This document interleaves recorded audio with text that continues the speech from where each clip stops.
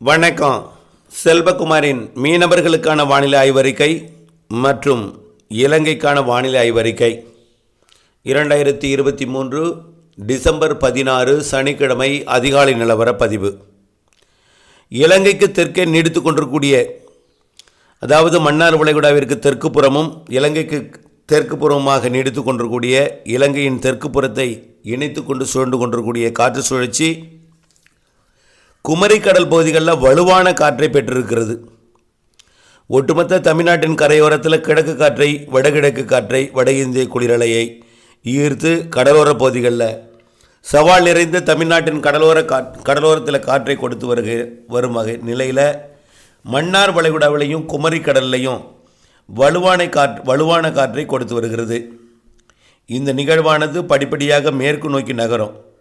அதாவது இன்று 16ஆம் தேதி மாலையில் முழுமையான மன்னார் வளைகுடாவிற்கும், மன்னார் வளைகுடாவின் தெற்கு பகுதி, மன்னார் வளைகுடா கிடையாது, நிலநடுக்கோட்டு இந்திய பெருங்கடலுக்கும் வங்கக்கடலுக்கும் இடைப்பட்ட தென்மேற்கு வங்கக்கடல் பகுதியில் இலங்கைக்கும் தென் மேற்கு பகுதி, குமரிக்கடலோட தெற்கு பகுதி, மன்னார் வளைகுடாவோட தெற்கு பகுதியில் இது முழுமையான காற்று சுழற்சியாக நீடிக்கும். நாளை குமரிக்கடலிலே முழுமையான காற்று சுழற்சியாக நீடித்து அரபிக்கடலை நோக்கி 18ஆம் தேதி நகரும்.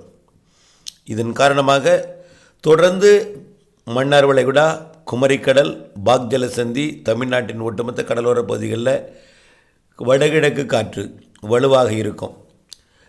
குமரிக்கடல் மற்றும் மன்னார் வளைகுடா மற்றும் அதனை ஒட்டியுள்ள அரபிக்கடல், தென்கிழக்கு அரபிக்கடல் பகுதி, மாலத்தீவு மற்றும் லட்சத்தீவு, குமரிமுனை இடைப்பட்ட கடற்பகுதிகள் வலுவான காற்று 17-18 இருக்கும். விட்டு விட்டு அவ்வப்பொழுது இருந்தாலும் நிகழ்வு தீவிரமடைய வாய்ப்பிருக்கிற காரணத்தினால தொடர்ந்து வானிலை அறிக்கையோடு இணைந்தே இருக்கணும். இந்த நிகழ்வு அரபிக்கடலை நோக்கி நகர்ந்து தொடர்ந்து கிழக்கு காற்றை ஈர்க்க தொடங்கும். அடுத்த நிகழ்வும் நெருங்கி வந்துடும். 18ஆம் தேதி இது அரபிக்கடலை நோக்கி நகர, அடுத்த நிகழ்வு 19ஆம் தேதி இலங்கை அருகே வந்துவிடும்.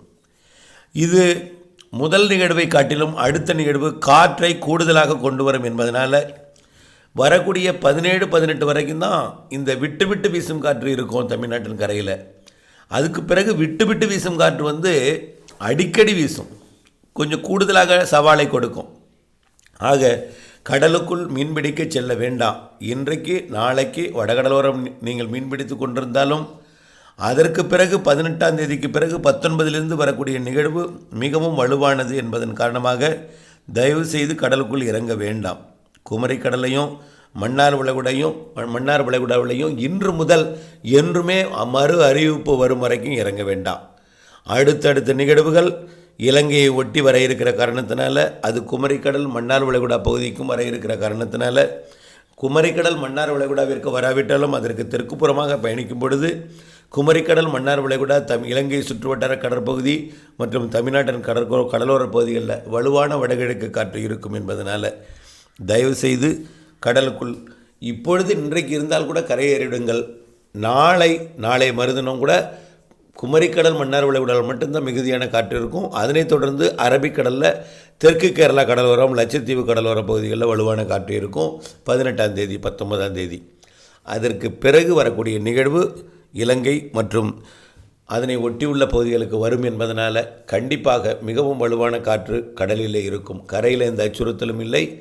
ஆகையின் காரணமாக தயவு செய்து கடலுக்குள் மீன்பிடிக்க செல்ல வேண்டாம். இது காற்றழுத்த தாழ்வு மண்டலமாக கூட மாறலாம். அப்போது திடீரென்று மாறும் பொழுது உங்களுக்கு தகவல் கிடைக்காமல் போய்விடலாம். ஆகையின் காரணமாக தயவுசெய்து காற்றழுத்த தாழ்வு பகுதியாகி மண்டலமாக கூட மாற வாய்ப்பு இருக்கிற காரணத்தினால குமரிக்கடல் பகுதி மற்றும் இலங்கையை ஒட்டியுள்ள கடற்பகுதிக்கு மீன்பிடிக்க செல்ல வேண்டாம். வடகிழக்கு காற்று தமிழ்நாட்டின் கரையோரத்தில் வடகிழக்கிலிருந்து வலுவாக வரும் என்பதனால் மீன்பிடித்தலுக்கு மிக சவாலான நேரமாக இருக்கும் என்று மீண்டும் எச்சரிக்கிறேன். தொடர்ந்து இந்த காற்று வரக்கூடிய 24ஆம் தேதி வரை இருக்கும். கிறிஸ்மஸ் நேரத்திலையும் இருக்கும். அடுத்த நிகழ்வு கிறிஸ்மஸை ஒட்டி வர இருக்கிறது. இதன் காரணமாகவும் காற்று வலுப்பெற இருக்கிறது. 25ஆம் தேதி வாக்கில் மேலும் ஒரு நிகழ்வு 31ஆம் தேதி வரை இருக்கும். 31ஆம் தேதிக்கு பிறகு ஜனவரி 3, 4, 5 தேதிகளிலேயும் நிகழ்வு நீடிக்க வாய்ப்பு இருக்கிறது. ஆகவே ஜனவரி முதல் வாரம் வரைக்கும் கடலில் சவால் நிறைந்த காற்று இருக்கும் என்பதனால் கடலுக்குள் மீன்பிடிக்க செல்ல வேண்டாம் என்று அன்போடு கேட்டுக்கொள்கிறேன். அரபிக்கடலில் மட்டும் மீன் பிடிக்கலாம். அதுவும் 17, 18 திருவனந்தபுரத்திற்கு தெற்கே வேண்டாம், திருவனந்தபுரத்துக்கு வடக்கே இருக்கலாம். அதற்கும் நிகழ்வுகள் வர வாய்ப்பு இருக்கிறது. அதற்கும் காற்று அந்த இடத்திலும் காற்று அதிகமாக வாய்ப்பு இருக்கிறது. ஆனால் இதுவரைக்கும் உறுதி இல்லை. ஆனால் வானிலை அப்டேட்ஸோடு இணைந்தே இருக்க அன்போடு கேட்டுக்கொள்கிறேன். அரபிக்கடலோட வடக்கு பகுதி மட்டும், அதாவது கேரளாவோட வடக்கு பகுதி, கர்நாடக கடலோரம் மட்டும் சாதகம். லட்சத்தீவிற்கு வேண்டாம், குமரிக்கடல் வேண்டாம், மன்னார் வளைகுடா வேண்டாம், இலங்கை சுற்றுவட்டார கடற்பகுதி வேண்டாம், தமிழ்நாட்டின் கடையோரப் பகுதி வேண்டாம். அந்தமான் கடற்பகுதி வரைக்குமே நிகழ்வுகள் அடுத்தடுத்து இருக்கிற என்பதனால் ஆழ்கடலுக்கும் செல்ல வேண்டாம் என்று அன்போடு கேட்டுக்கொள்கிறேன். அடுத்தபடியாக இலங்கைக்கான வானிலை ஆய்வறிக்கை. தற்பொழுது இலங்கை வட இலங்கை பகுதியில் மழைப்பொழிவு நல்ல மழைப்பொழிவை கொடுத்து வருகிறது. அதாவது முல்லைத்தீவு, தலைமன்னார் இந்த பகுதிகளிலையும், கிளிநொச்சி போன்ற பகுதிகளிலையும், ஏன் வடக்கு கிழக்கு மாகாணங்களில் கூடுதலான பரவலான மழைப்பொழிவு காணப்படுகிறது, ஒதுக்கியும் இருக்கிறது. இந்த நிலையில் மழைப்பொழிவு பரவலாக இருக்கிறது. இது படிப்படியாக மேற்கு நோக்கி நகர்ந்த பிறகு தான் முழுமையான மழைப்பொழிவு கிடைக்கும். காரணம் என்னென்றால் இலங்கை ஒரு குறைந்த அழுத்த பகுதியாக இருக்கிறது. இலங்கை தரை மீது 3/4 பகுதி, அரை பகுதிக்கு மேல் இலங்கையை அடைத்து கொண்டு இந்த காற்று சுழற்சி சொல்கிறது. காரணத்தினால வடக்கு கிழக்கு மாகாணங்களில் மழைப்பொழிவு தொடக்கி இருக்கிறது. முழுமையான கிழக்கு காற்றலை கிடைக்க வேண்டும் என்றால் இது முழுமையாக இன்னும் கிழக்கு நோக்கி வர வேண்டும், மேற்கு நோக்கி நகர வேண்டும். இதை விட அடுத்த நிகழ்வு இன்னும் கூடுதல் மழைப்பொழிவை கொடுக்கும் 19ஆம் தேதியிலிருந்து. ஆக இனிமேல் மழைக்கு பிரச்சனை இல்லை.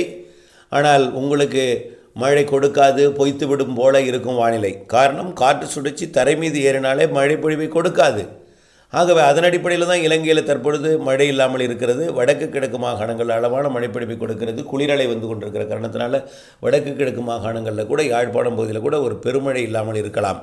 ஆனால் கண்டிப்பாக மழைப்பொழிவு இருந்து கொண்டே இருக்கும். ஆங்காங்கே பெய்து கொண்டே இருக்கும். மழைப்பொழிவு என்பது முற்றிலுமாக விலகுவது என்பது வாய்ப்பில்லை. இலங்கைக்கு மழை இல்லாத நாள் இருக்காது. இப்போ இருக்க என்ன வானிலையோ, இப்போ இருக்கிற என்ன மேகமூட்டம், கிளைமேட், இது எல்லாமே ஜனவரி பொங்கல் வரையும் நீடிப்பதற்கு வாய்ப்பு இருக்கிறது. ஆகவே மழை பொழிவுகள் அடுத்தடுத்த நிகழ்வுகளால் நிறைய இருக்கிறது என்பதை மனதில் கொள்ளுங்கள். ஆகவே இந்த மழைப்பொழிவு காற்றழுத்த தாழ்வு நிலையை, அதாவது காற்று சுழற்சியை தென் இலங்கையில் பெற்றிருக்கிறது, குறைந்த அழுத்த பகுதி. அதனால் வெயில் காணப்படலாம், தெளிவான வானம் இருந்தாலும். இந்த குறைந்த அழுத்த பகுதி மேற்கு நோக்கி நகர்ந்ததும் அதுவும் மழைப்பொழிவு மேகமூட்ட பகுதியாக மாறும், மழைப்பொழிவு பகுதியாக மாறும். ஆகவே இது மேற்கு நோக்கி நகர்ந்த பிறகு குளிரலையை சற்று திருப்பும் என்பதனால் அடுத்த நிகழ்வு வந்து கூடுதல் மழைப்பொழிவை, மிக கனமழை, அதிகனமழை, அதீத கனமழை பொழிவை இலங்கைக்கு கொடுக்க இருக்கிறது என்பதை நினைவில் கொள்ளுங்கள். நல்ல மழை இருக்கிறது. மேலும் மாத இறுதி நிகழ்வு இருக்கிறது. ஜனவரி மாதம் 3, 4, 5, 6 தேதிகளில் நிகழ்வு இருக்கிறது. பொங்கலுக்கு முன் ஒன்று, பொங்கலுக்கு பின் ஒன்று, குடியரசு தினத்தில் ஒன்று என்ற நிகழ்வுகள் இருக்கிறது. ஜனவரி மாதம் 26ஆம் தேதி வரைக்கும் வடக்கு கிழக்கு மாகாணங்களுக்கு மழை இருக்கிறது.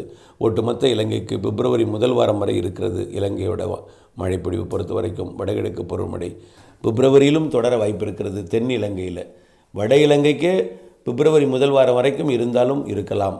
கண்டிப்பாக பிப்ரவரி முதல் வாரம் வரைக்கும் இல்லாவிட்டாலும் ஜனவரி இறுதி நாட்கள் வரையாவது வட இலங்கைக்கு மழைப்பொழிவு இருக்கும். வானிலை என்பது முழுமையான வெயிலை கொடுக்காது, மேகமூட்ட வானிலை தான், மழைப்பொழிவு வானிலை தான் இனிமேல் எல்லா நாட்களும் என்பதை தெளிவுபடுத்த விரும்புகிறேன். தொடர்ந்து வானிலை கூட இணைந்திருந்து திட்டமிட்டபடி செய்து லாபமடைய அன்போடு கேட்டுக்கொள்கிறேன். நன்றி.